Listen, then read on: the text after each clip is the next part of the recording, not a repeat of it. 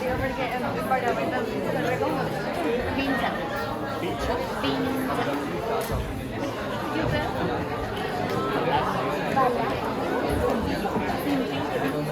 Pínchale. Y a mí esa gente le dicen rarísimo.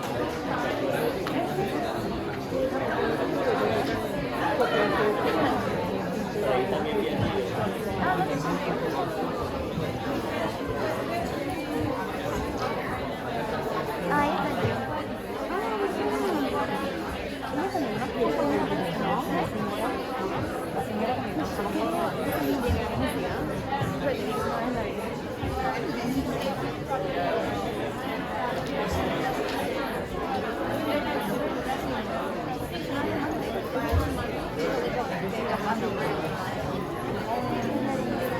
Ya se yo solo leído todavía yo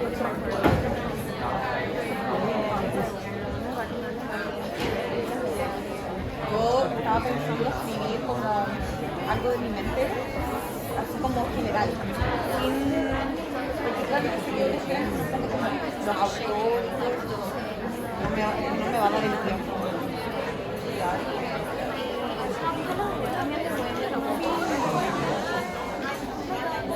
No puedo sentir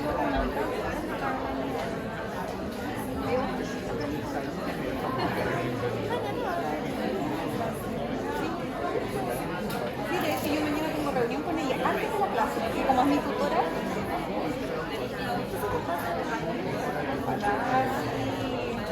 y siento que los profes como que son muy bien portados, como que no sé cómo es en Paraguay, porque los profes en Chile no son claros,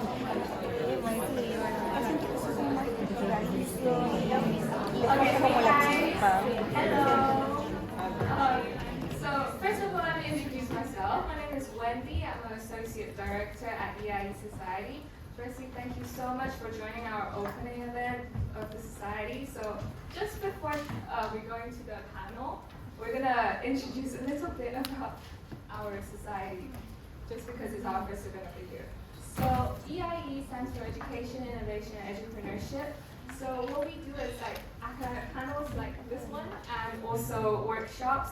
But all of our events are surrounding the themes of EdTech, innovation and education, lifelong learning, and future of work.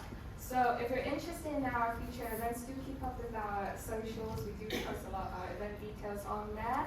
So I won't hold you for long. So Neha, do you want to take over? Thank you, Wendy. Hi everyone, I'm Neha. I'm a senior associate here at the EIE Society. I'm also second year information management student, and I'm really excited to be here with all of you to moderate this panel on the future of personalized learning. Before we start, I want to see who we have here in the audience. So with a show of hands, how many of you here are students? Okay, most of you. How many of you here are educators or aspiring educators? Okay, quite a few of you. And how many of you here are just simply interested in AI? Well, I have a question for all of you, and panelists, feel free to join in. How many of you feel like your education experience was personalized? Nobody. I feel like this panel would be really interesting then. I'm really excited to dive in more into this topic, and I'm really thrilled to have 4 incredible experts here with me today to dive into the world of personalized learning. Through their experiences and insights, I really hope that you can take something away from this today, and I hope this sparks a lot of questions which you'll be able to ask during our Q&A session. And without further ado, let me introduce you to our lovely panelists.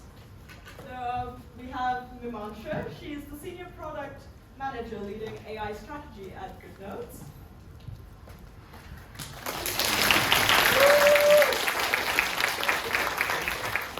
We have David. He's a seasoned entrepreneur and professor of practice at the Imperial College Business School.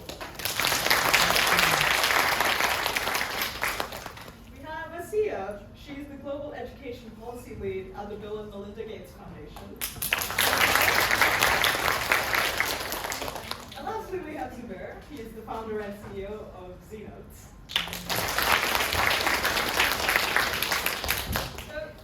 So, all of you have such diverse experiences the field of education. So to start off, I would love to hear about how you're engaging with generative AI in your respective roles. Shall we start with you, Natasha? Yeah, I can kick us off. Can you hear me? No. Is this better? Yeah. So I live and breathe AI at work. I'm building products, AI products for students, for educators, for professionals, and and I'm also known to use AI and a little bit of ChatGPT for things that I do on a day-to-day basis. Like I'm always automating repetitive tasks. Like as a product manager, I have to, for example, write lots of user stories. That's like a cumbersome task. So I would get a little bit of help from AI to help me do it and then refine it. So obviously things like this that help me be more productive at work. But then like really what I do for a living in building AI products is I need to be abreast of the technology, how to use it, how to use that to solve problems of the different kinds of users that we have, and also and be responsible towards how we build this technology, which we're building for students who are under the age of 18, for example. Hello everyone. I'm aware that I'm from London's other large university, so thank you for inviting me here and letting me through the door. So I guess I work in the area of digital innovation, and so of course my world has been taken over by AI. So I tend to spend most of my days, 9 o'clock to 6 p.m, talking about AI or using AI or thinking about AI. My work at Imperial looks at how universities are adopting AI. So what are they doing right now and trying to make predictions on the future. And I'm also involved in 2 AI startups. One of those is helping teachers teach with AI, and the other one is developing a system for AI to teach students directly. So yeah, AI has taken over my world. Thank you. It's a pleasure to be here. I started here as a PGCE in teaching mathematics many years ago. So it's brilliant to be back, and it's amazing to see so many of you here this late in the evening. I think there's 3 ways that I'm using AI on a personal level, just exploring what it can do and what kind of fun things it can do. So I put my CV in there and I asked it to make a rap. It was pretty cool. My nephew is doing A-level maths. I was a maths teacher, a very proud maths teacher. And it was a few years ago when I was teaching A-level maths, so I was like, okay, I can't do this question, so how can it help me? And I just took a photo of that question, and it's incredible how much and how well it gave the explanation. Then I asked, right, give me 5 questions on A-level maths my nephew can do for fun, and then 5 really hard questions. And then I'm using it to learn. So where, when you're working in this field, things are moving so fast, and what you knew last week is so last week. So I'm like, okay, tell it to me, and I love this problem. Like, explain it to me like I'm 5. What does RAG mean, or what does fine-tuning mean? And I'm now graduated to tell it to me like I'm 10. So like that's the personal side, and then there's the professional side. And I'm always trying to look for shortcuts, and you mentioned this, Mash, as well, about how can it make my life easier. So when when I'm going to be making an investment decision, I want a research synthesis, I will ask for it. If a consultant has given something that I'm not quite confident about, or I actually want to challenge them on, I've asked it to give me feedback. When we write business cases, I need to send a memo to my director. I've asked it to create my memo to me.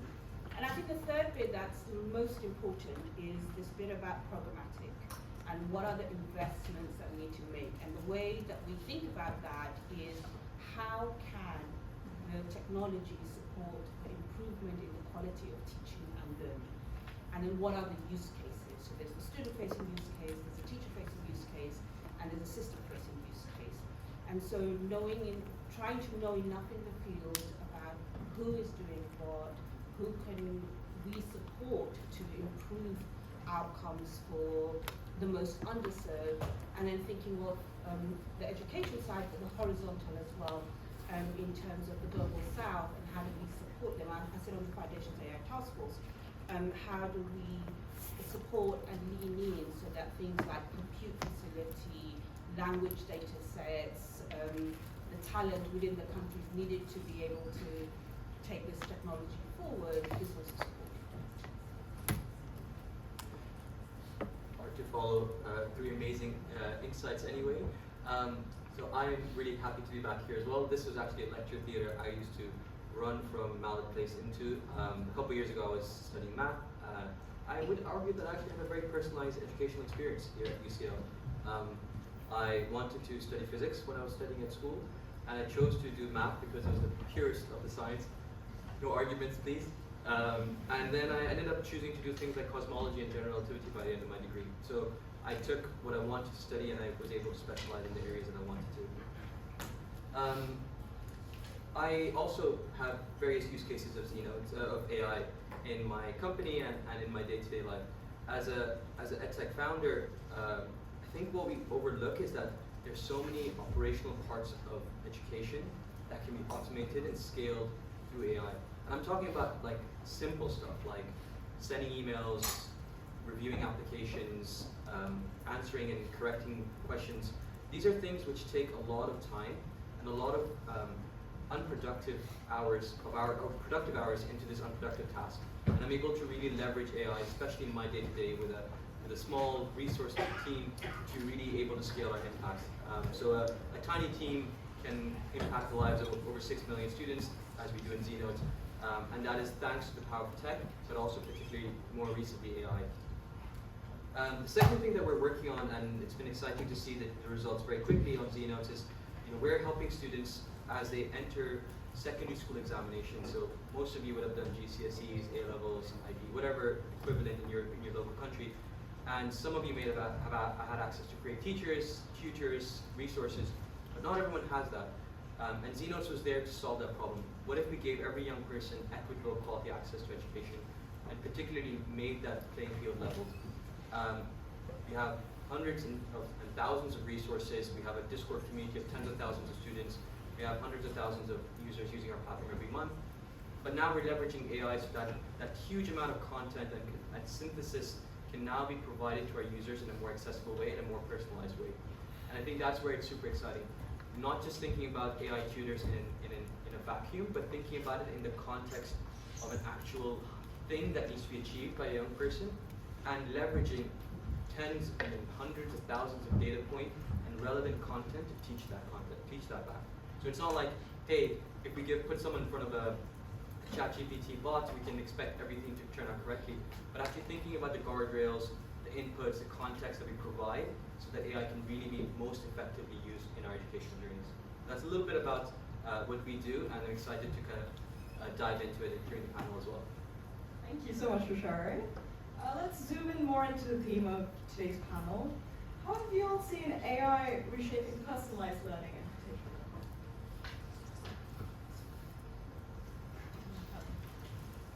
Do you want to start?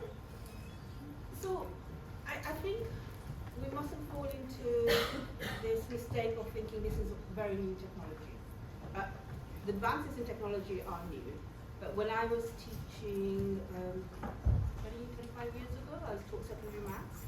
We had a lab in London, and where students would go in for one of their 4 maths lessons, and they would be using machine learning version of AI and working on a sort of personalized learning software.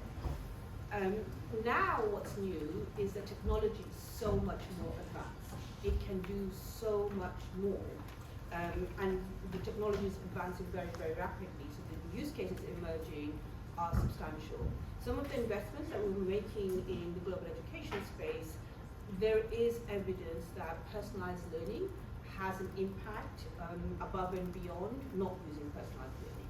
So solutions like MindSpark in India, 1 billion in Malawi, and IDO in Kenya, there is evidence that it can add up to half a year to 1 year of additional learning outcomes. But I think we'll pull back a little bit. What does it mean to personalize? And are you personalizing on your starting points, your competencies? Are you personalizing for motivation?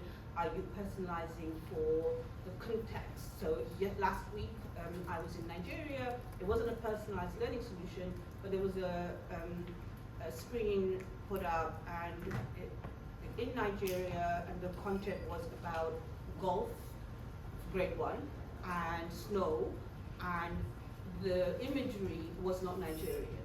And so that I don't even know how golf scores are calculated, let alone your kids here in grade 1 in Nigeria.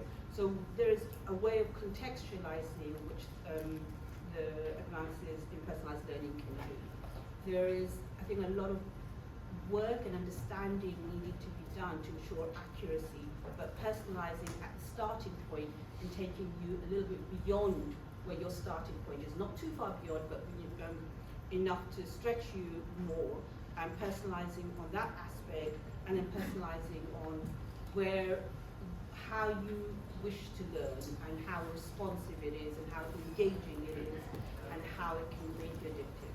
But I caveat all of that about we need to evaluate carefully about the impact it has, who is it making a difference to, and what about underserved students, even if products are free, doesn't necessarily make them useful. My final point is I think there is an interesting use case on how we can support teacher professional development, personalizing content and pedagogical knowledge and for teachers as well. If the question is what are we seeing now, rather than what's going to be possible in the future, but if the question is what are we seeing now, I think you can look at it from your perspective, from the student perspective, and we can look at it from the university's perspective. So from the student's perspective, can I ask, hands up, how many of you are using ChatGPT or Claude or one of these LLMs in your studies? That's great to see. So what you know is that you now have access to an absolutely brilliant personal tutor. Of course, they still make mistakes. You have to treat everything that comes out of the systems with some skepticism. But you are now experiencing extraordinary events. You all have access to a personal tutor, providing you with personal tutoring. That wasn't possible for your colleagues who were here 3 years ago. So I think you all know, from your perspective, what's happening, how useful these things are, and you're also noticing that these things are getting better and better and better. Every 2 to 3 months, one will leapfrog the other. So this is an extraordinary development. I think what are the universities doing? What are we doing? Well, of course, on this side of the fence too, we're all using these tools to build curriculum, to help write our assessments, and all kinds of things. We're doing the same things that you are. What we're not seeing yet is the tools to enable us to provide you with personalised learning experiences on a sort of systematic way. But there's lots and lots of startups developing these. So hopefully by the time that you reach year 2 or 3 or 4 of your studies, you'll begin to see the university too providing you with personalised curriculum, access to personal tutors that we provide on this side of the fence, and so on. So I think it's an extraordinary time. And developments in this area are going to run for 10, 20 years. We'll still be talking about OpenAI and these things in 20 years' time. And the applications that come out of it are going to become increasingly extraordinary. So a fabulous time to be a student, I'd say. Those are really hard to follow, but I completely agree with you both. I think what we're seeing with AI is its ability to scale personalized learning the way it has never been done before. Earlier, you had to have very few students, like the teacher to student ratio had to be controlled so that you could have that personalized learning experience. Or someone would have to remember, every detail about a student, like how to do their assessments, what topics they struggle with. But then now we have this ability for teachers as well as students to be able to understand that really, really well about each other, about themselves, so that all that hard work can be automated and they can focus more on building that connection and that interaction. So yeah, AI is now able to scale those personalized interactions and personalization of education in many ways. You're also, like it said, there's now the ability to create your own personalized learning paths and learning journeys. Like you can ask AI to explain it to you like a 5-year-old, explain something in football terms, like whatever helps you understand things better. There's already this power that's in your hands, which is incredible, which is not something that I had probably 10 years ago when I was in uni. So it's really incredible to see that. I'll come in with a different hat completely. So we've talked about students and their perspective. We've talked about institutions and what they're trying to do. Let me tell you about the edtech landscape. Some of you may be interested in as well. So in the last 12 months, the number of companies that have started and gone bust has been crazy. And most of them are companies that are wrapper AI companies. So they're going to take the ChatGPT plugin, API calls, put a bunch of fine-tuning, put a bunch of prompt engineering before it. So when you're typing a message in, they're going to put that prompt before that, put the content in, and then spit out something. They'll ask you to upload a video and say, hey, we can create a course out of that. And we're really quickly seeing that these companies are not sustaining themselves, because as soon as they built that whole software out, a couple months later, as David rightly said, 3 months in, GPT releases a functionality that overshoots it immediately. Claude releases something else that overshoots it. So I think we're also living in a very interesting time to see how this industry truly innovates. And the kind of old style of innovation, which was very incremental, isn't really making a difference. So having, open answers versus MCQs is not the biggest differentiator. The real companies which are making a difference are companies which have a motive defensibility with their data, or a defensibility in their intellectual knowledge of their team. So the companies that are really staying afloat and really succeeding are those which have engineers, data scientists, and machine learning engineers who have been studying this field for years and years and thinking of new ways to leverage this incredible compute power, incredible power of LLMs. The second ones are those who've been collecting really relevant contextual data for decades. I spoke to someone this morning and he said that they've been collecting data since 2004, 2010. I think you know them, Edie? Yes. Small world. They've been collecting billions of data points, and now when they're coming into the space, they're completely differentiated, and they are being recognized for that. So I think we're also going to be seeing a lot of, kind of, I don't want to say fake edtech, but basically like people come into the space to try to make us one small, solution in a very single, very narrow field to be really quickly put out of business. And the ones who really are going to succeed are going to ride the wave of what OpenAI, what Google, what Meta are doing, instead of trying to compete with them. You don't compete with the opposite side. That's my sense, and that's what I'm seeing in the ecosystem right now. I really like that you offer a perspective into the industry. Another perspective is from the classroom, and particularly Sia, David, both of you have a lot of experience within the classroom. So I think it would be really interesting to see, to hear more about what does personalized learning look like within the classroom as well. So I think please go ahead. I sort of focus on the American school K-12. You can tell now I'm an American system, but like from nursery to maybe A-level, GCSE, UK.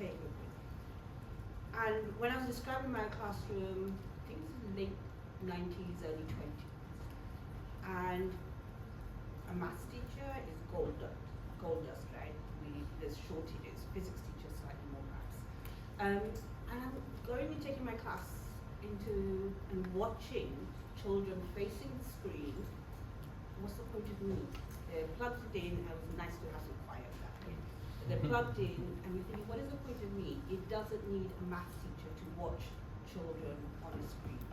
So there are ways of take the if being, if there's high quality content available, there are different ways of arranging your classrooms to use that. One way is you just do something else, and the kids are on the computer and they're learning and they're having a personalized learning experience. Another way is perhaps to say instead of a one-to-one device ratio, you have small groups to a device, 2-3 children huddled around, talking about what they're seeing, learning, etc. And then the way I used it was, I'm going to split my class in half. I'm going to reduce the pupil-teacher ratio. Half of them are going to be on the personalized learning. The other half are going to have the benefit of my human teaching. And then we're going to swap over.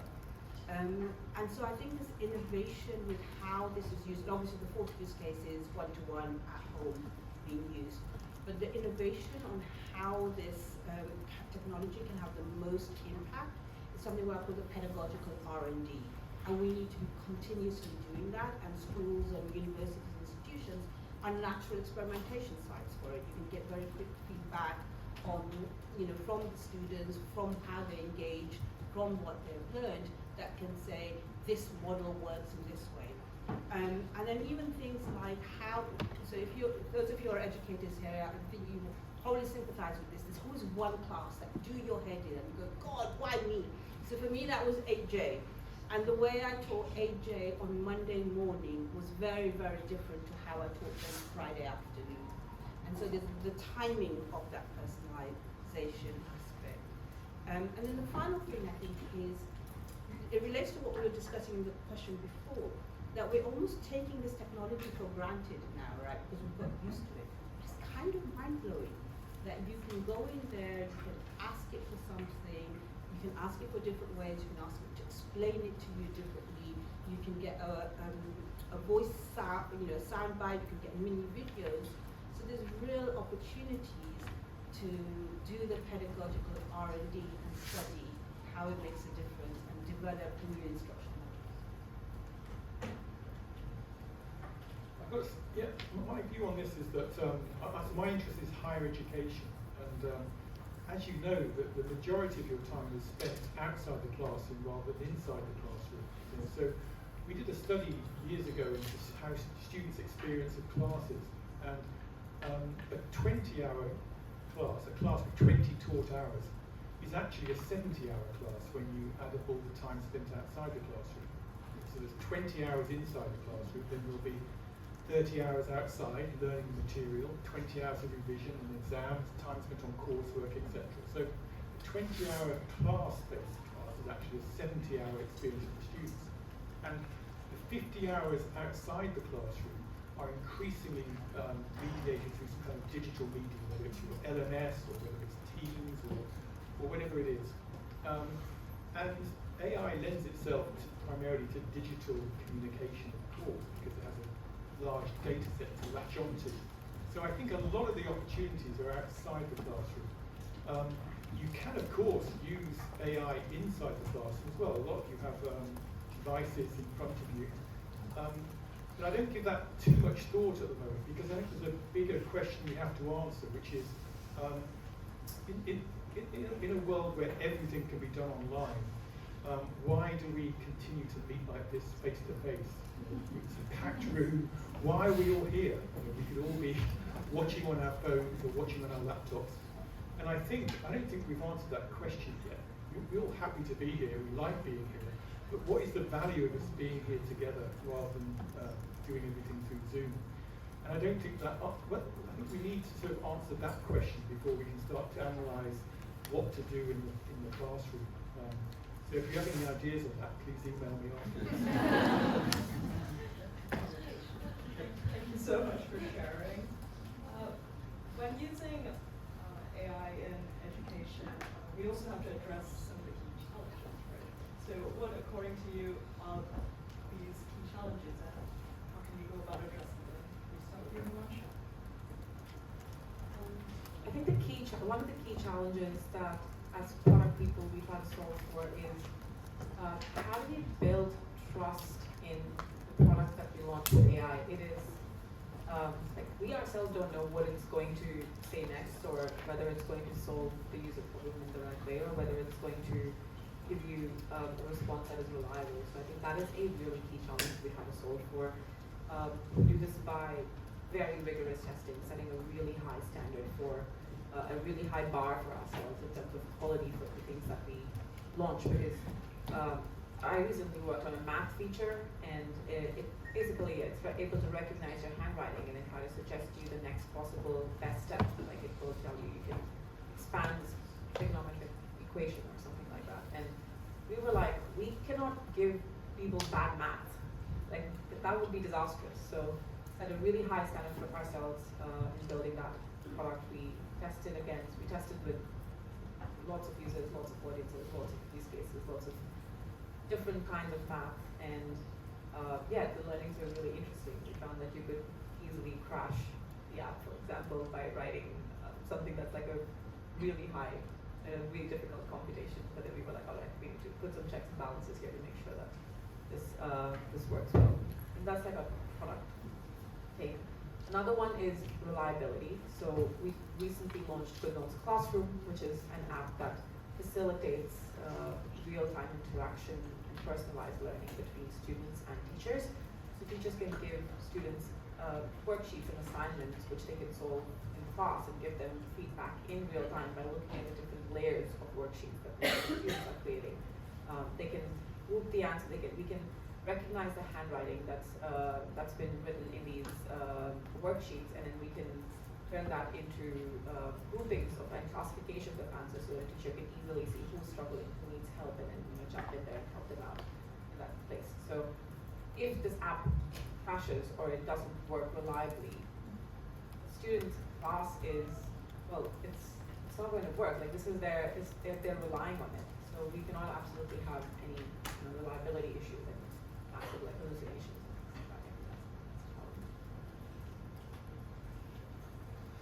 I can come at it with a different lens and think about scale and think about the world population. And Dr. Asya started off with a really good point. How do we make sure that this emerging technology is actually in the hands of those who are furthest behind, and we leverage this opportunity to really make equitable quality education accessible to all. So let me highlight two big problems right now. Number one is data sets. So however hard we try, the vast majority of data that's produced on the internet will be of a certain profile. It will be of upper or middle class individuals in the global north, because we are the ones who can access devices like we do, have stable internet connections, have stable electricity in the first place, have a home where we can have multiple devices for each of our family members and have that personalized experience. So how do we even start to address the fact that our data and the results that come out of it will have this intrinsic bias built into it? And that's super key to understand. Again, the amazing example of golf in Nigeria. How are you going to contextualize it? Well, we need to have Nigerian stories. We need to have Nigerian characters. We need to have Nigerian history. But let's look at the representative data. The stories that we have captured from 1066 of Battle of Hastings around here are not going to be present on our internet right now because there's just not enough representation. That comes with an opportunity, and we're already seeing some amazing advances in RAG models, in small language models, which are able to train on smaller data points. We no longer need to have billions of data points to be able to create that generative AI technology. And that advancement means that, hey, even if we don't have representative scaled data, we can probably make something that provides that same level of accuracy and relevance by being more selective about what data sets we train on. The second is the digital divide. As much as we are seeing ourselves, completely engrossed with in our lives and intertwined with the digital devices that we use, that's not the case for billions out there. And we need to recognize that this is a real problem. There are homes here in the UK where a family has a single device between 5-6 people. COVID taught us that. COVID taught us that online schooling doesn't work because some kid has to sit in his bathtub and have a Zoom lesson. And this is a real story, by the way. So if we're seeing the case here in the UK, in one of the world's most developed countries, what are we going to be considering in the global south? So the digital divide is something we need to be conscious about, and again, it feeds into that. It's a kind of a negative feedback loop, because if you're not getting those people on the internet, they're not representing themselves, they're not creating data, and so forth. However, we still have opportunities. The way the technology is developing with low orbit satellites, with connectivity, is incredible. We no longer need to think about grid systems when it comes to electricity. We're coming up with decentralized electricity systems. Incredible. That means that we might be able to get electricity to people before we set up the mains and stuff that most countries have had to do over the years. So, and the cost of a smartphone, it's going down to about $20. I think we're seeing that a simple smartphone with certain activities can be brought down to such a low price point.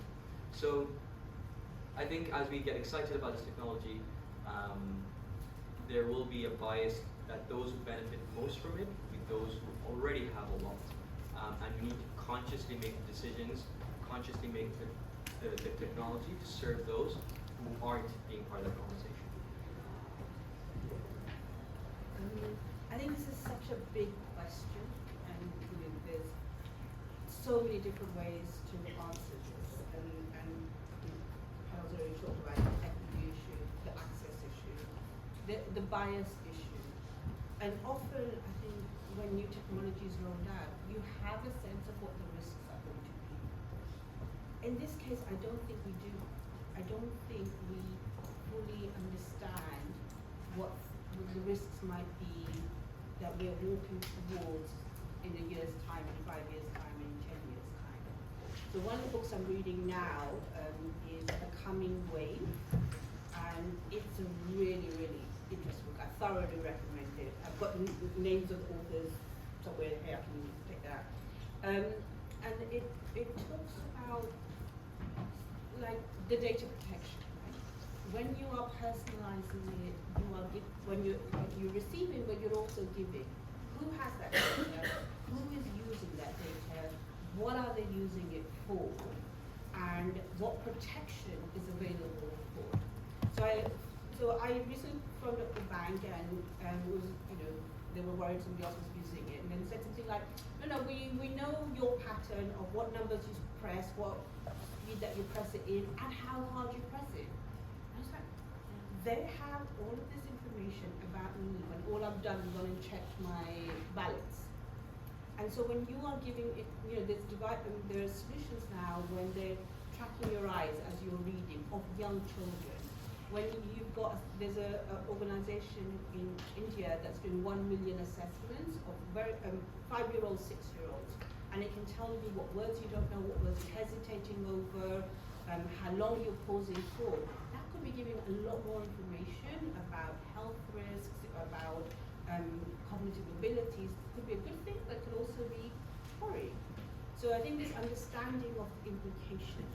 I think there's also issues about child protection. When young children are using these things, how are they using it? What are the ways that? I used to be one of the Majesty inspectors, and every term we'd get some training on child protection, and all I wanted to do was go lie down under my duvet and not come out, because there are so many things that are happening that we don't understand.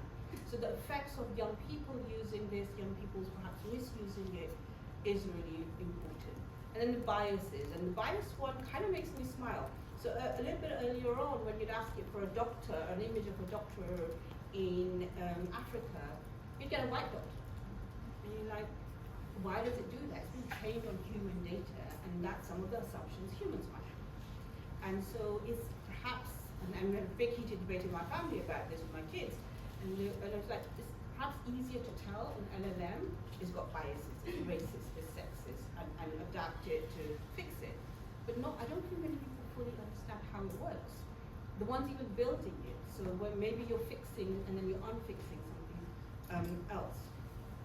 So I think there's many things that we need to consider, we need to be open-minded about, and be very careful about how it's being used. And another one that another sort of podcast I recommend is there was Bill Gates who unconfused me with Sal Altman. And I listened to this, I'm not sure I'm fully unconfused. And if they're worried about certain things, I am going to be more worried about them as well. So I think it's really incumbent on us collectively to look at this technology with eyes wide open. It's really exciting.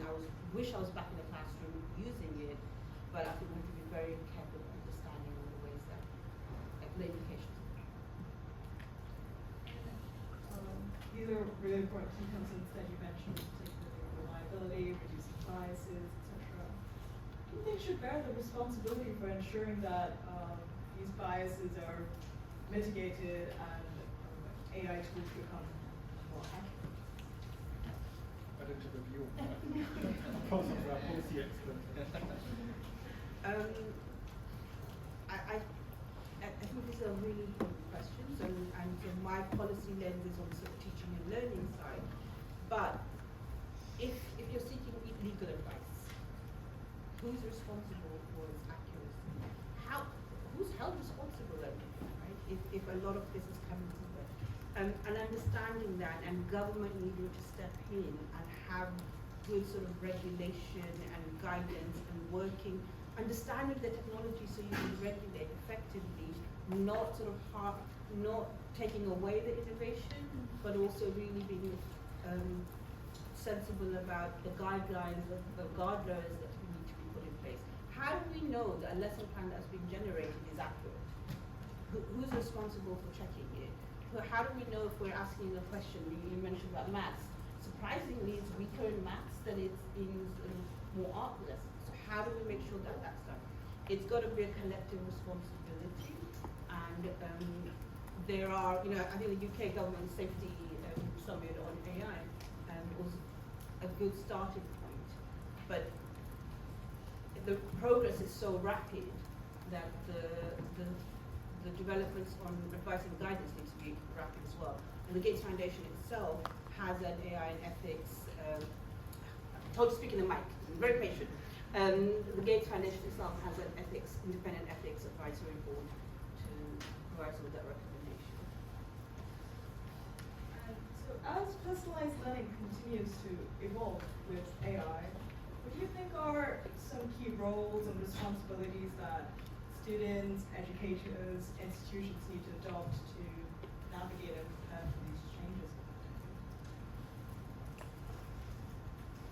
Talk around that topic a little bit. So I think we focus on AI in higher education. So I don't really know much about schools market, but in higher education, I think one way of considering what's happening is that AI is all about automation. So we now have a digital intelligence in our world and a human intelligence in our world. And if you think of any job performed by humans, if you break that down into tasks, there's now a choice of whether to give these tasks to the humans or to the artificial AI, artificial intelligence.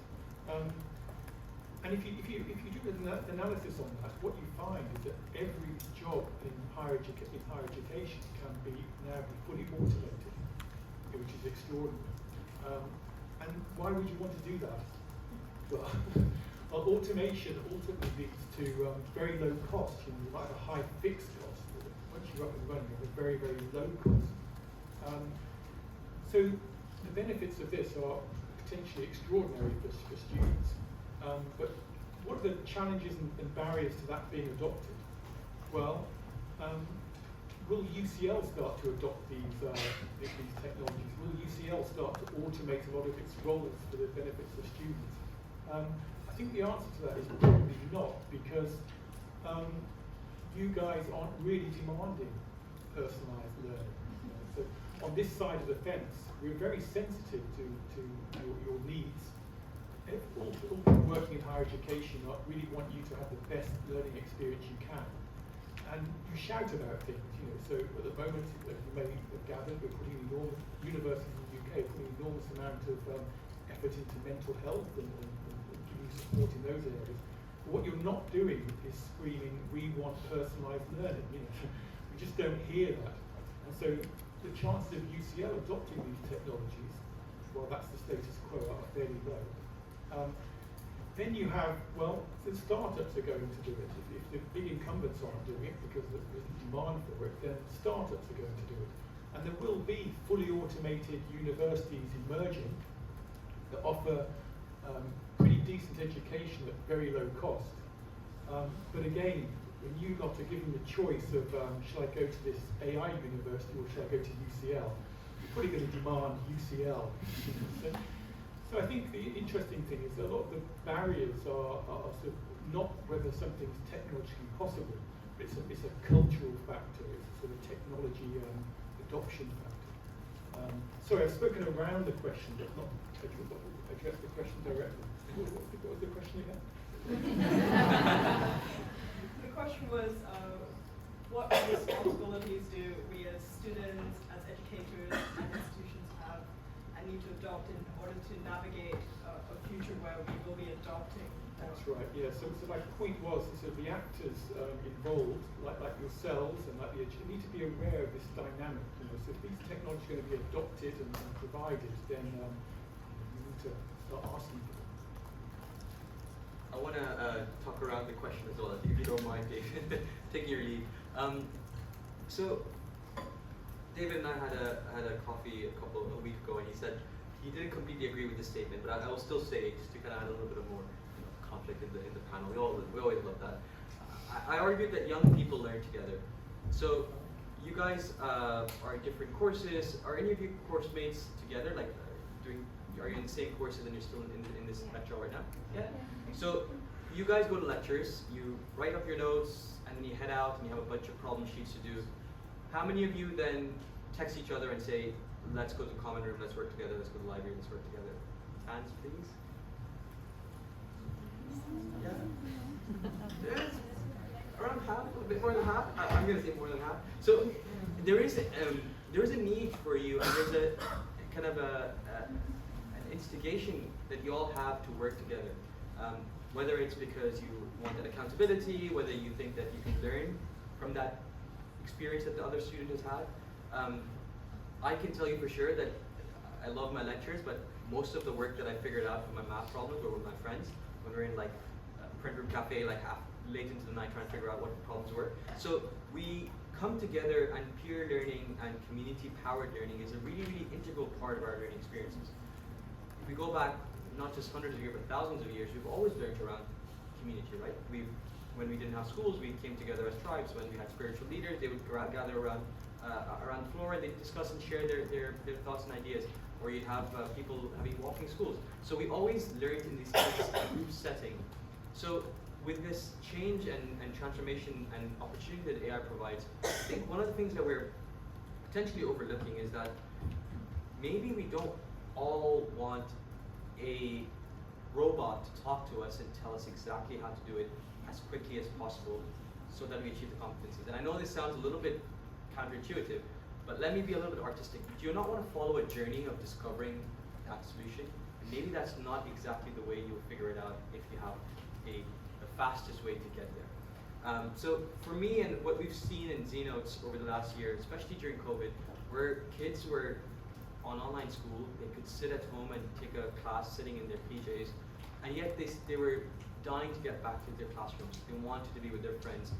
My sister was in a Zoom class, and for every Zoom class she had a WhatsApp group where she was chatting with her friends while the class was going on. So they couldn't send the paper notes in the class or make fun of their teacher's voice, but they could do it over text. They still wanted to do that. They wanted that sense of community belonging. So when David started the point about, why didn't you guys all turn up to this thing on Zoom when we have a live stream ongoing as well? It's because you wanted to be here. You wanted to feel that sense of human connection. And I think with the opportunity that AI provides, we are also overlooking the fact that AI can be facilitating some of this group dynamic. Like imagine if you're in a group chat with an AI tutor as well as your friends, and you were asking questions and suddenly the AI jumps in and says, hey, by the way, you might have overlooked this. Or what if you guys had a group chat that went a little bit dead, and a couple weeks later, like, guys, by the way, remember there's a challenge or a deadline coming up in 2 weeks. That would be useful, right? Or what if you had not just one AI, but two different ones, and they had a conversation, two agents, two different models, two different approaches.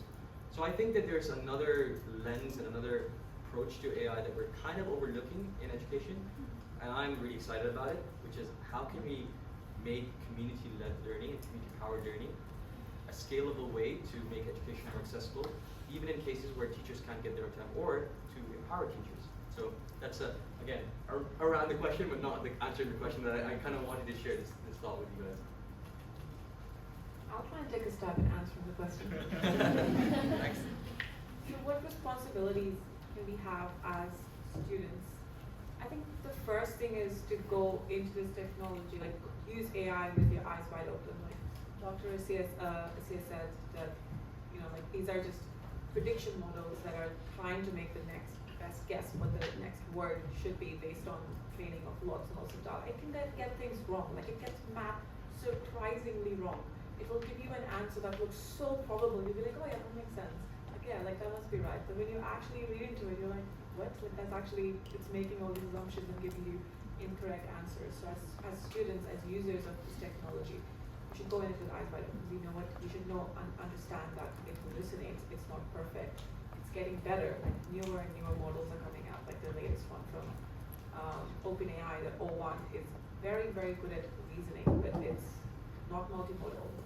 And there are small language models that are coming up as well that are going to be put on device, where you don't need to be connected to the internet, for example, which is great for things like accessibility in areas where you don't have a great internet connection, or you're using this technology on your move. You can put it on a small on a device, but it's not going to have that massive data set and massive set of information to give you a really accurate response. Or understand that maybe it's not really representative of the diversity that we ourselves see in our world around us, because it's trained on some, really old, they train on data that has been around for a really, really long time, where, a doctor might be assumed a certain race, for example. So I think that understanding that is really important. And also, I would say the second thing is limiting our over-reliance on this technology is also a responsibility that we have. So I think schools and institutions could potentially look at having some AI free time, like an hour a day is AI free, where you use your critical thinking and you do the hard work and you try to learn and understand concepts or apply knowledge in a specific way. I think education can move towards more practical learning, where you have more labs and more outside, like outdoor activities that you do, or you go out in the world and explore things, like go to a museum and things with your classroom, for example. These are things that AI cannot replicate. So I think those are also things that. I like that you mentioned being able to use our creativity for thinking. Because as students, I think we often debate about trying to find this balance between maximizing the use of AI because it has a lot of potential, and also maintaining our critical thinking and creativity. What mindset do you think that we as students should try to cultivate in order to navigate this challenge?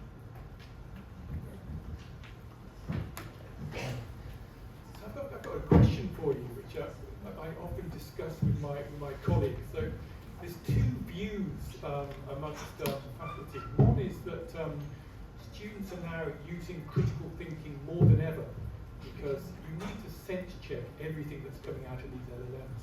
So when we're using them, we're continually critiquing and thinking critically. Yeah, I see you shaking heads here already. We're continually sense checking and using critical thinking to analyze the output from these LLMs. So that's the positive view. The alternative view is that students are simply using LLMs, taking the output and submitting it without any critical thinking at all. So half of us think that LLMs are enhancing students' critical thinking skills, and half of us feel that actually it's leading to reductions in critical thinking skills. So I'd love to hear your views. So if I could ask you a question, if you could put your hand up if you think that the use of LLMs is enhancing students' critical thinking skills.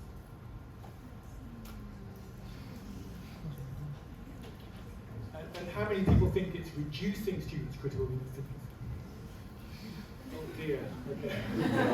So that's something we need to do something about, so thank you for that feedback. What do you think, Ian? Which camp do you fall? I genuinely didn't know. I mean, but now I've got something to take away and work on. I think the point about knowledge is going to become even more important. And the UK Ministry of Education guidance really emphasised this. And the reason is this. I'll give you one example, right? I asked it for recommendations for a speaker that I was supposed to give recommendations to somebody else.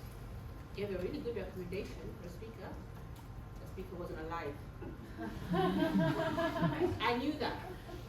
If I hadn't known that, I would have given that recommendation.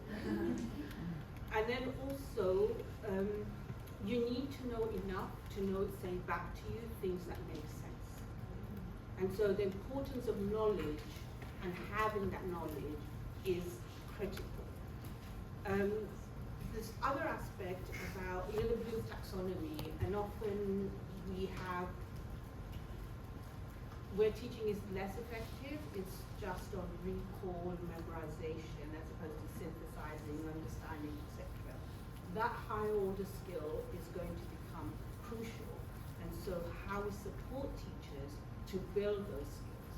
If I can write, we can ask you for essays and everybody can give me an amazing essay because they've gone on to LLMs, that's not going to do anything for you in terms of how productive you're going to be in the field afterwards. But if we said to you, get GPT to do the first draft of the essay, critique it, or compare your essays, talk about what's strong and you're developing your critical thinking skills. I am working in a sector where there's some really shocking statistics, right? So we started with learning outcomes. If you're born in a high-income country, 9 out of 10 children can read by the age of 10. If you're born in a low-income country, 9 out of 10 cannot. How are they going to be using this technology if you don't know how to read? And then there are other countries where 2.8%, I'm not going to name the country, but 2.8% of the teachers were able to pass this grade 4 students' maths exam. If you don't have the knowledge to pass what you're supposed to be teaching, how are you going to teach it? And if your knowledge is that weak, how are you going to have this higher order critical thinking skills?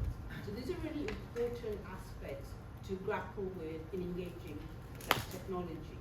And then how are we training people to use that technology in the most effective way possible so it reduces some of the burden, but you don't take away the criticality of what you should know. And over-reliance that Animansha mentioned is super, super important. So if it's going to do everything for me, I'm not going to learn how to redraft. I'm not going to learn how to organize. I'm not going to learn how to present. And therefore, I'm not going to be able to, even the most basic form in terms of serving LLM, if I can't do that, I can't train LLMs in the future to do that. So there is this pipeline of skills that humans have that are going to remain essential, and we need to get better at some of those skills that perhaps have been reserved for you being lucky enough to have the kind of teacher that develop those skills. Thank you for sharing that. And lastly, I would like all of you to look a little further into the future. As AI and personalized learning continue to evolve, what is one hope that you have for the future of education, and what do you see as most critical into making that vision a reality?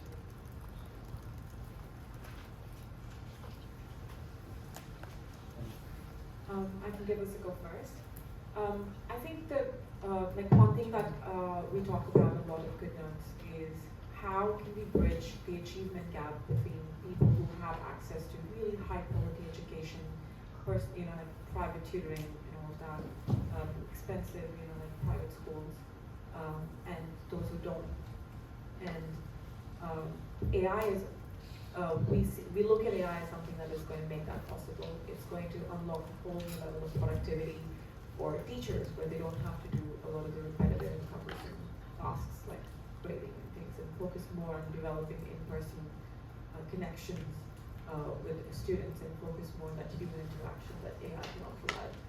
So I think that's something that I think about a lot as well in building into our products, into our roadmaps. Even now, I think we're only scratching the surface of what is possible in terms of personalized learning. With AI, it can be personalized learning pathways. It can be assessments, like you can quiz yourself, and you can like test your own knowledge. You can read your notes and personalize them, and you can have your own personalized textbooks. Essentially, you can put a PDF through Good Notes, and you can get Ask Good Notes, which is a feature that we have, which is the LLM conversation thing, to create a personalized textbook for you based on your understanding or based on your criteria of learning. So you can do all of these things, and you can only see how exciting things are going to get from here on.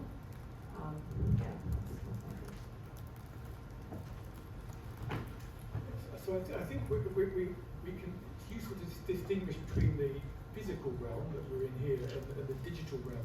What we're really doing as a society is building out the digital realm, and some subjects sit in that digital realm. So computing, for example, increasingly law, lots of subjects sit in that digital realm. You conduct all your business through digital media. Other subjects sit in the physical realm, so things like training teachers how to teach in a classroom, or chemistry, or there's also subjects which have a large presence in the physical realm. And I think the real advances are going to be in those subjects that sit in the digital realm. And I think it's clear that we're all going to have access to very high quality AI teachers before too long. And the nice thing about AI for accessibility is that AI only really operates at scale. It needs large amounts of data, large amounts of money to build, but then you have a very low marginal cost and you can deliver it very cheaply to everyone. So I think if you're working in that kind of digital realm, accountancy, finance, computing, and so on, then I think the effects are going to be quite profound. And the interesting thing is that if everyone can get high quality access to education in these areas, then really the focus goes towards the face-to-face part on top, the way we gather, we meet together, and the value of that. There's a few more complications around that, but I think I'll leave it at that. So I think education's a really stubborn one to shift. And the question assumes that it needs to shift. But people will often say, if you went to a hospital 100 years ago, and you went now, it would be so different. If you went to a school, it wouldn't be that different. And I'm in a very privileged position of seeing schools across many different countries and observing lessons, not that different. And so predicting how education might be completely different in 5 years or 10 years, I'm not going to even try. But I think there are two realities that can emerge. There's one reality where inequity is wider. That there are people who are using LLMs, who are discerning about how they use LLMs, who's creating the LLMs, the solutions, etc., who has access to it. It widens, because even now we're seeing gender usage of LLMs. Females perhaps using it less than males, definitely poverty, along poverty lines, definitely around rural and urban lines. But there's another reality, which is it's such a game-changing innovation. And if we design it right and if we support it right, it can actually help to reduce that gap substantially. There is some evidence that says it's working more effectively for those who are further behind. And if we can harness that, we might have a different reality where actually there is more equity along the lines of gender, there's more equity along the lines of race, and there's more equity along the lines of poverty, and that we have used the technology to level the playing field, not bring one down, but actually lift up. So accelerate this so that we are learning together. And one book I would recommend on that is Co-Creation by Ethan Mollick. It's got some really good practical examples, and it talks about how the principles of using AI, like bring it to the table from the start, experiment with it. What you're using now is the worst it's going to be. And what things that it couldn't do now, next month, it will be able to do. But that integration of the human and the technology, and having humans at the forefront is very crucial. It's very little to say at the end. I think, just to echo the final words, I would really wish and hope that this technology elevates the playing field, levels it and elevates it, brings it to a standard that we've never seen it before. But at the same time, as technology evolves, I think we as human beings, as societies, as our behavior need to evolve as well. Our biases towards certain subjects or lack of value towards the creative arts needs to change as well. And I hope that as we get better at teaching and learning and leveraging technology in a way that quality education is available to all, is that we also start to do things which are more beautiful in this world. More kindness, more art, music, more beauty in the world in general.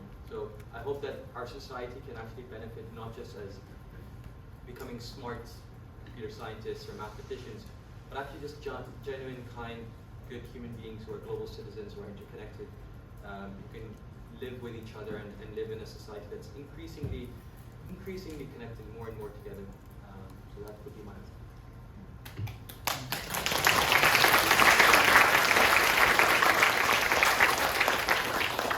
I think that was such a lovely point to end on. Now I would like to open the floor up to any questions. If you do have any, raise your hands, and Wendy here will come with mics. Hi everyone. Firstly, a huge thank you to the four panelists and UCL EIE for putting this event on. I think often AI isn't spoken about within the education space and within classrooms, so thank you so much for shining the light on that. My name's Maya Sharma and I'm currently working in the early years space, so with 0 to 5-year-olds.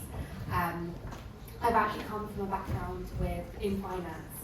So as David, you mentioned, 2 very different sectors and adopted AI at a very different rate. My question is specifically related to the early years. There's currently a huge pushback on using technology and screens in this space. There's been a lot of research about how detrimental it could be for young children's brains to be exposed to screen time. So my question is, how can we meaningfully implement AI in the early years, given these challenges? Did my question make sense? For anyone on the panel who... I would ask a counter question. Okay. Why do we have to?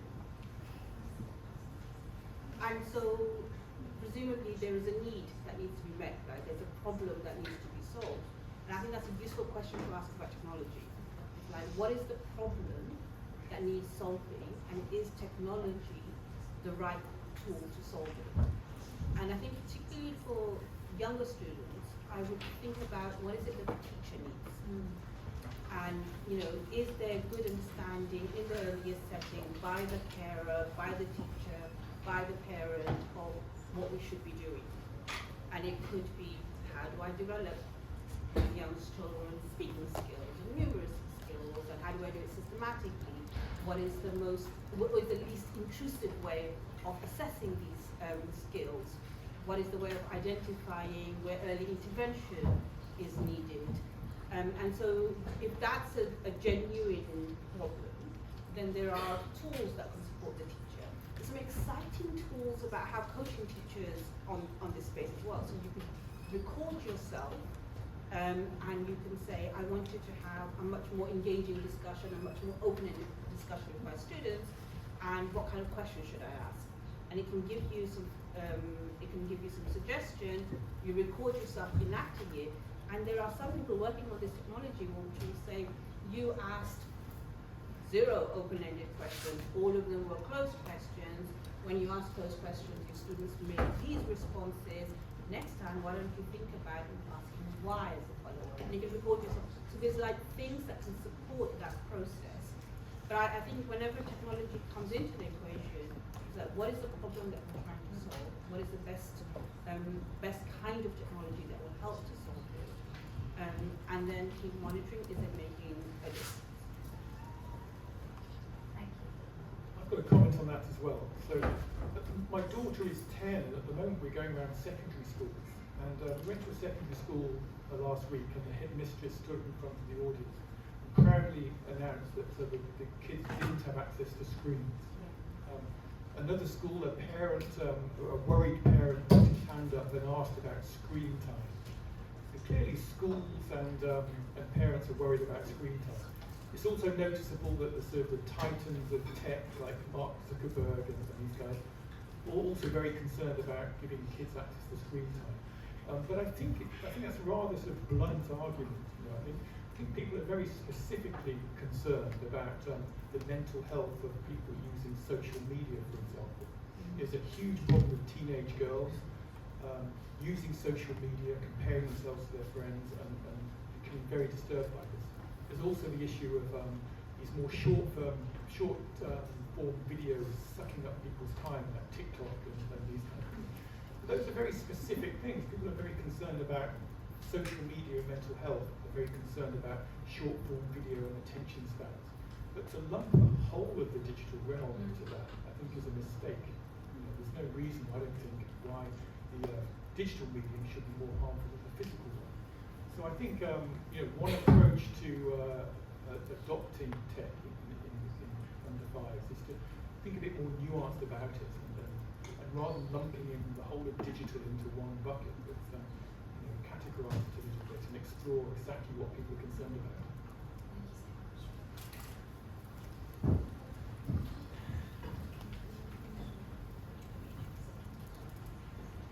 Hello, I'm Emily. I'm a first year politics and IR student, and I did most of my high school during COVID, and it was a time where we did digital learning, and truly I remember nothing from that time in my life, and I think a lot of people in that same situation.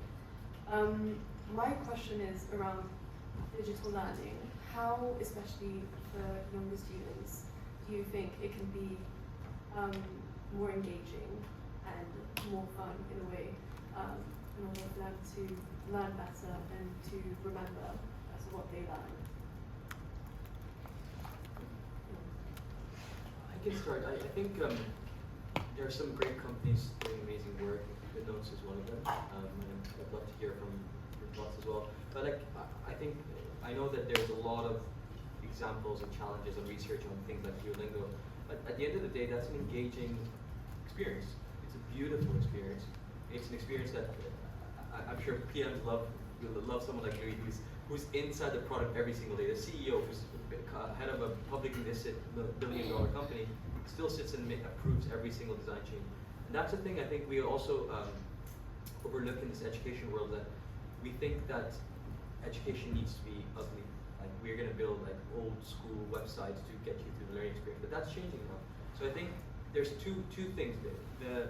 The user experience, especially for young people, cannot be overlooked. So if you expect them to enjoy a website developed in 2000 style model, we're not really going to engage with it. It's just not going to parse through it. We're going to be then opening our Instagram app, which has so many more beautiful feature sets and experiences. It just doesn't click through, So I think number one is that user experience cannot be overlooked, and that's something we really believe in at Tinos as well. And the second thing is that there are, of course, lots of potential negative habits that can be built with digital devices, and David mentioned the over-reliance or the kind of attachment to the positive feedback when you get on swiping your seeing video, but also that same type of short form content and the fact that you're being engaged and your neurons are kind of doing something at that moment can be used in a better way. So how can we engineer our habits in a way that are positive rather than just always negative and you're just doom scrolling, for example? I'm not really answering your question fully, but just saying there's some ways that we can't just look at EdTech and just think about it that it has to look like what Moodle looks like. I'm sorry, I don't want to back but like, guys, come on, like there's like forums in there still, like who does forums anymore? But that's a professor saying that, I'm not saying that. But why are we still going backwards when we're seeing such amazing tech development across all the industries? User experience has to be brought up to that standard. I'll press it. Thanks. I see AI and the technology we have right now in, like, I think as a kid you can be so much more creative. Like if you want to put a picture of a pink dinosaur riding a surfboard, now you can just generate that with Stable Diffusion and put that in your assignment. So I think there are massive opportunities and exciting things like this that can make education really, really exciting. An example I've heard of recently, in my previous experience when I was a product manager at Canva, and we were building some of these AI tools to, for image generation.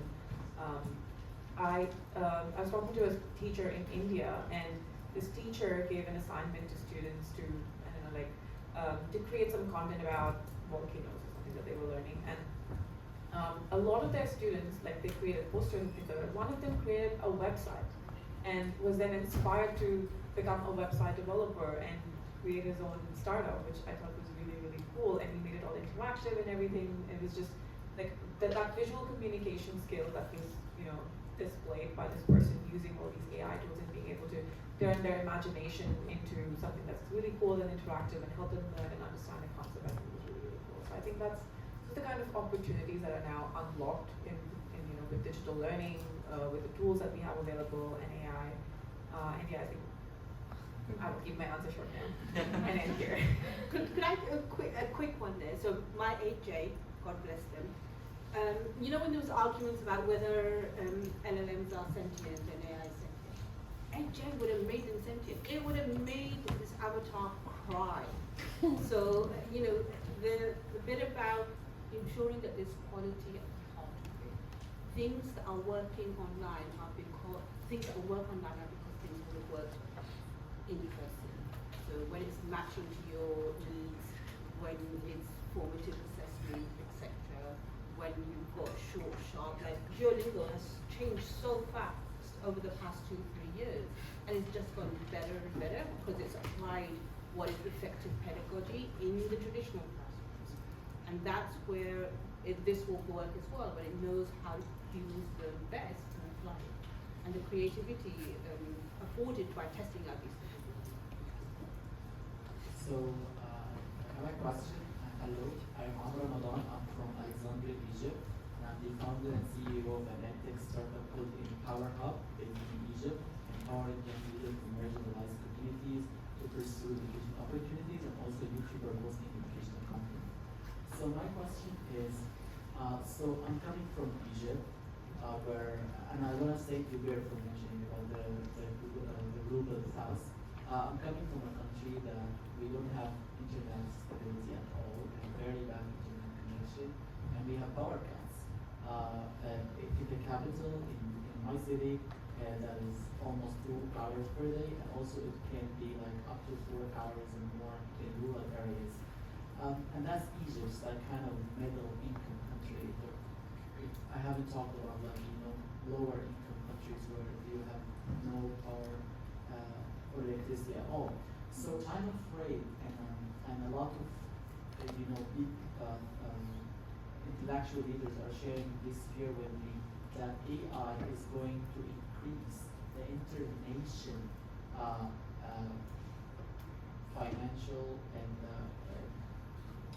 income inequality, and that is going to be that the whole wealth is going to be accumulated more and more in the hands of a few people in the global north, while people in the global south are going to suffer from AI more and more.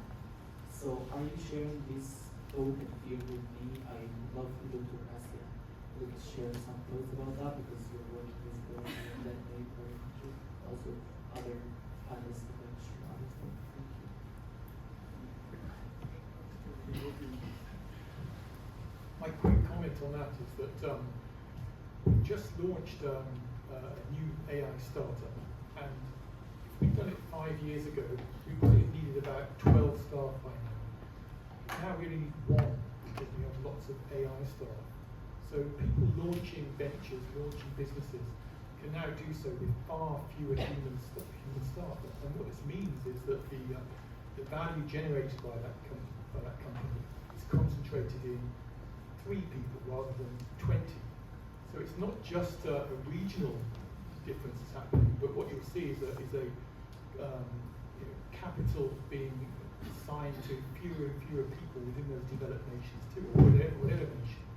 So I think it's not just a kind of a regional north-south divide. Within countries too, capital is going to be concentrated for a few people.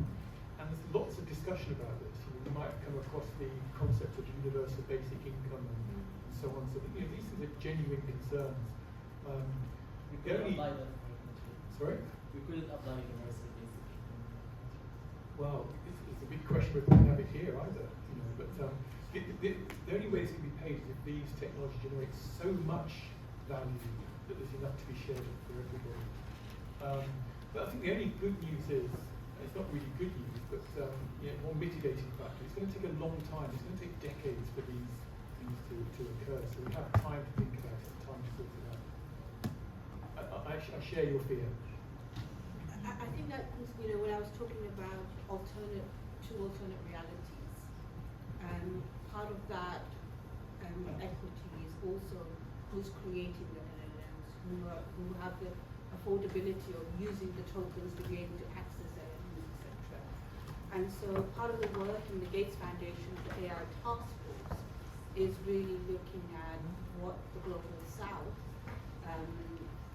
wants to do. So the first thing we had was a grand challenge that was focused very much on what are the Global South developers wanting to do with this technology. And then they got budgets for, it was multi-sectoral, so a lot of health, agriculture, finance, and some really interesting education use cases as well. And frankly, there were more innovative use cases in the Grand Challenge that was multi-sectoral than I've seen in education specifically. But then that work is now advanced to say, how are we supporting the data sets to be available in local languages? We're establishing AI hubs in Sub-Saharan Africa so that that technology is available. And then the hardware costs reduce over time, like Moore's law, that it starts expensive and then just gets more and more cheaper. So the hardware will make it more accessible, but also things like you have large language models, you have smaller language models which are more perhaps more catered to use cases, could be more effective, and you might know more about this than I do, and especially you're using it as well, that can reduce the cost, but reducing the cost isn't enough. It is having supporting talent in the Global South to then be able to develop solutions that are working for their local context. India is doing a lot of work on supporting AI development in a range of sectors. The Middle East has developed Arabic language models. So this is where the international community and the national governments really need to think about what is their vision for their future, for their country, and how others can support and lean in on that. And some of the development partners are working on that. At the heart of it, we've got to look at quality. Quality being the key driver. How do we assess quality? How do we support rollout across many different sectors, and then how do we keep evaluating impact? Hi, my name is Simon, and I really want to give thanks to this inspiring talk today, and really learn from the actual issues and application of the AI software to help with application and entrepreneurship. So I'm currently an UCL student in Master of Science education, and I started my company last year about for UK international students to help with their IGCSE and A-level courses studies. So I really got some technical and commercial aspect questions to ask about. The first one is, how can AI tools be used to analyze student personalities, school feedback, and teacher profiles to try to match the student with their teachers and try to improve the engagement and performance in the online classroom?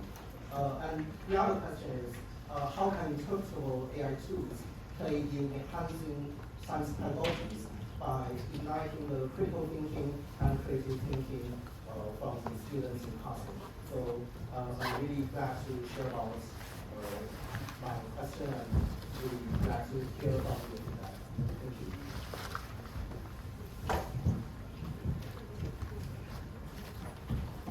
Can I answer help you address the matching part? How technical are you? Are you a mathematician or are you I'm a physicist. I did my undergraduate in physics and now I'm into scientific master. Well, that's very technical. So, because there's an easy way to do it, there's a hard way to do it. So the easy way to do it would be to assign this problem to generative AI, which would give you certain answers, but it wouldn't be that accurate. Yeah, it won't be accurate. I think it can't be used for commercial stuff. But the accurate way to do it would be to use mathematics, use machine learning algorithms, to gather as many data points as you possibly can on the student, as many data points as you possibly can on the university, and then use machine learning to develop matching algorithms. The challenge there, it's hard to get started because you need initial data. But once you're up and running, then the system can learn and improve and have something prepared. So yeah, that's my answer to how you do it, and you can do it. If you understand physics, you can understand the mathematics required to do it. Programming Python presumably. So I think you need to get to work on that. Okay. Yeah. Thank you very much. I think Google has some ideas about it because you are the CEO of Gmail. Have you used kind of AI models to help with this kind of issues? Yeah, of course. Thank you for your question. I think we're looking at it from two ways. One is the student-facing experience, which is right now we're kind of more interested in how we can leverage curated, validated content in a way that can be more personalized to a student. So we're not giving you the content that ChatGPT is trained on tens of thousands of billions of data points. And instead, it's content that's aligned to syllabus, that's been verified, validated, reviewed by teachers before it's kind of been able to interact and get a more human language interaction. The second thing, which I think actually might be more exciting for me from a commercial and a company perspective, is how can we scale our efforts to go into new geographies, new curriculums faster, leveraging generative AI, but also leveraging a decade worth of efforts that we've done. And that is a lot to talk about. You know, Dr. Asia mentioned the importance of pedagogy. David mentioned repeatedly the importance of data points. So we're now going to leverage all that insights and all that information we've had for years and years, and then put it to the next step. We had to do many of the processes manually. We had to validate and verify thousands of applications of content creators. We had to create dozens of versions of the same set of resources. Now we have that version by version history. Now that we go to ChatGPT and say, hey, this is how we built sets of notes for GCSE math for the AQA exam, help me create the same version for OCR and identify where you're making the changes. Bring an OCR teacher, an expert into it, and within a couple of hours, you've been able to recreate a high quality, validated content that's been refined over years at a much quicker pace to the next form as well. So I think where we see the value of AI, especially generative AI in the processes, is actually internal facing more than external facing at this stage. The more matchmaking parts are things under R&D for us, but that's how we're kind of currently. Thank you very much. Hi, sorry, I try to make it quick. My name is Shion, I'm from Japan, and thank you very much for today's, and it's pretty interesting. And I do have a questions. I'm interested in more like affective side of learning. So do you think the development of AI that understands emotion, I mean the AI which having their own personality, will have a positive or a negative impact on humanity, or like in general, or on the educational circumstances, if you think in long term?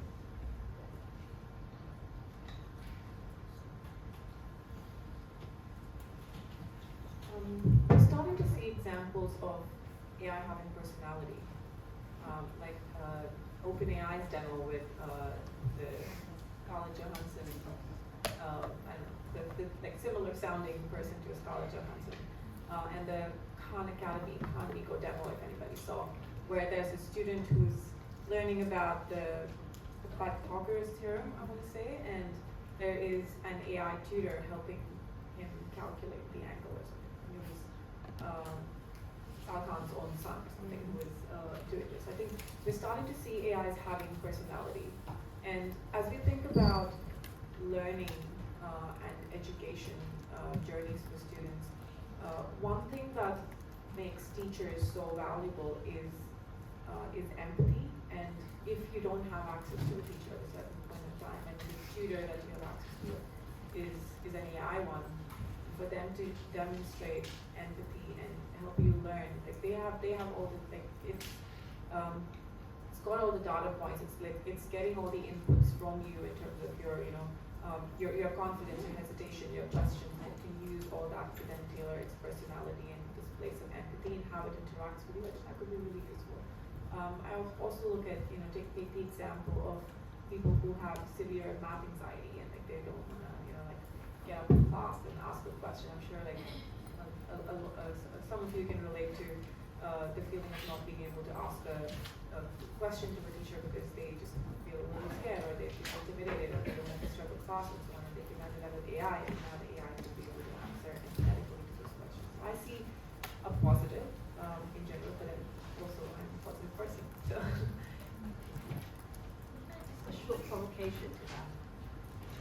I don't have the answer, so that was genuinely a provocation.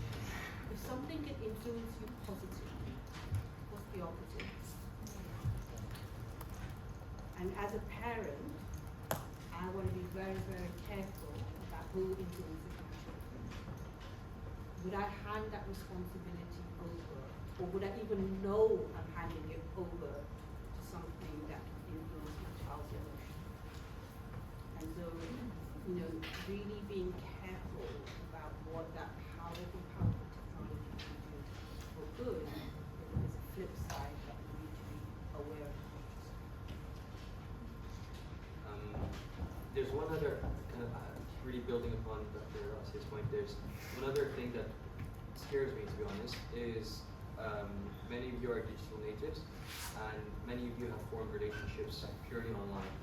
And there is research now coming out showing that young digital natives, young children, are forming as strong relationships, even at the psychological level, with people they've never met, or just had text-based relationships with. And that kind of like, if you can extend that argument to AI, like what happens when you have relationships with chat-based instances? What sort of like emotional attachments are you creating? I know this sounds weird, but I heard there was some Instagram fan person, really big model, that has created her own kind of AI chatbot that people are chatting but paying access to. So there's already kind of weird things happening, and I think Dr. Asia's point is really good, because the same model that's been trained on positive information can also be trained on negative information. Imagine the scale of brainwashing that could happen if you put things like that in front of young, formative brains. So it is a very scary space out there, and that's why I'm actually like, we didn't really get into the regulation question, but regulation and non-regulation. I think the scary part is that those who are going to want to leverage AI for harm will do so anyway. How are we going to be, as a society, be able to counter that? So it's a scary world. It's only getting scarier. And that brings us to the end of the Q&A session. I hope that gave you a lot of good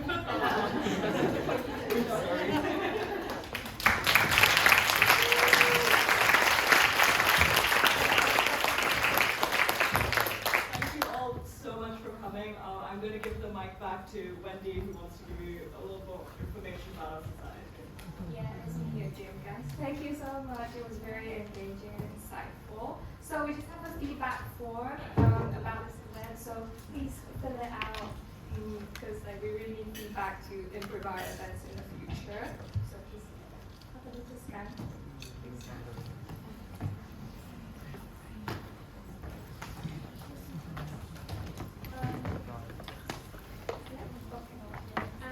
Now it's a little advertisement, sorry guys, for our upcoming event. Is Teach First workshop, and it's a workshop on mentoring, teaching, and tutoring skills. So you guys will learn about Teach First teacher training, expertise, theories, and techniques, and develop key skills applicable in all your education roles, and get involved in a Q&A and networking session with Teach First. But do bear in mind that you will have to be an EIE standard or premium membership to join this event. And how to get the membership is in this QR code. So if you enjoy our event and want to stay in touch and look for the future event, please do get our membership, and also follow us on Instagram. That's where we update everyone all the event details and everything. If you didn't get to scan the feedback form, we'll be on the screen during networking session. Now is a networking session with the panelists. If you have any further questions and you want to ask them, now is a chance. If you didn't have the chance to ask the question just then. But yeah, we do hope that you enjoyed the event. Thank